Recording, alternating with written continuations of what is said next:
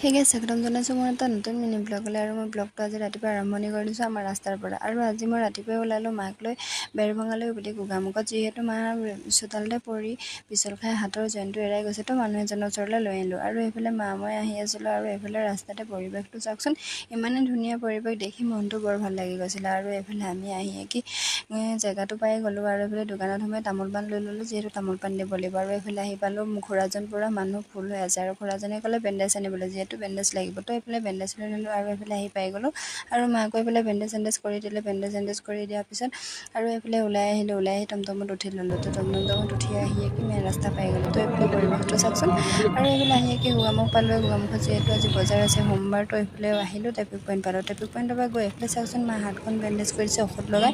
আৰু এইফালে হোটেলত সোমালোঁ, মাহঁতক চাহ একাপ খাব দিলোঁ, মই ORS এটা খালোঁ। তো আকৌ মাহঁতক পঠাই মই দোকানলৈ বুলি গুচি আহিলোঁ। আৰু মোৰ ভিডিঅ'টো আজি ইমানেই আছিলে। আকৌ এটা নতুন ভিডিঅ' জৰিয়তে